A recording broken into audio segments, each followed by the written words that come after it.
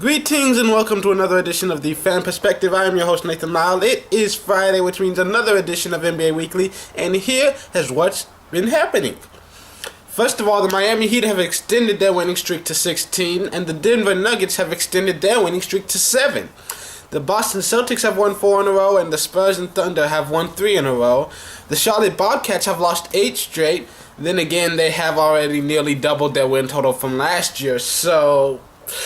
and other than them, the only really long losing streaks in the league right now belong to the Pistons and 76ers, who have lost 3 straight, and all but guaranteed Milwaukee will be in the playoffs. So, a few milestones for you this week. First of all, Kevin Garnett is now 52 career minutes behind Reggie Miller for 7th on the all-time list. Ray Allen is 42 behind Oscar Robertson for 15th on the all-time list. Paul Pierce is 3 minutes behind Otis Thorpe for 26th overall. Dirk Nowitzki is 61 minutes behind Charles Barkley for 29th on the all-time list. And Derrick Fisher has now played in over 31,000 career minutes. Vince Carter is now 25 field goals away from 8,000 for his career. Jermaine O'Neal is 26 away from 5,000 for his career. The next three-pointer that LeBron James makes will be the 1,000th of his career. Paul Pierce is 17 made free throws behind Allen Iverson, AI, for 10th place on the all-time list. Kevin Garnett is now 6 career offensive rebounds behind David Robinson for 8th place on the all-time list. Tyson Chandler is 13 away from 2,500 for his career. Paul Gasol is 9 away from 2,300 for his career. Al Jefferson is 4 away from 1,600 for his career. And David Lee is 8 away from 1,600 for his career. And the next time that Ron Artest gets a steal, it will tie him with Charles Barkley for 20th place on the all-time list. And Kevin Garnett is 35 points behind Jerry West for 15th place on the all-time list. Paul Pierce is 56 behind Charles Barkley for 20th place on the all-time list. Is it just me, or is Charles Barkley 20th place on every list? LeBron James is 71 points behind George Gervin for 35th on the all-time list.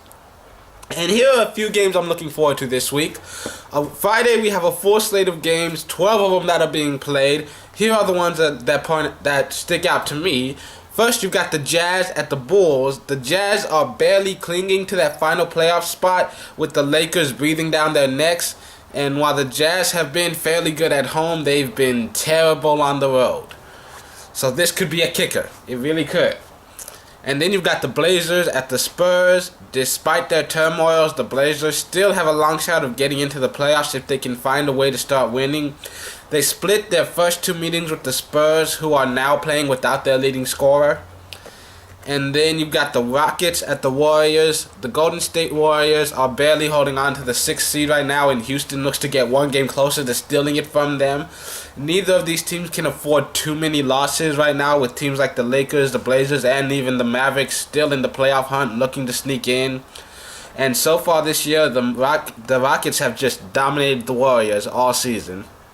And on Saturday, you've got the Nets at the Hawks. If the playoffs started today, these teams would be facing each other in the first round. So far, they have split the season series with the home team winning each matchup. Then you've got the Jazz at the Knicks. This is the first of only 2 meetings between these teams. The matchup between Chandler and Jefferson should be a fun one. The Jazz are fighting to stay in the playoffs, but in order to hold on to their spot, they need to keep winning, which will be difficult against the Knicks. And you've also got the Bucks at the Warriors. The Bucks and Warriors are both teetering on the brink of disappearance. If either of these teams can't find a way to keep winning, they could both find their way out of the playoffs. Though the Warriors are in much greater danger of this because the Western Conference is so much stronger. And then on Sunday, you've got the Celtics at the Thunder.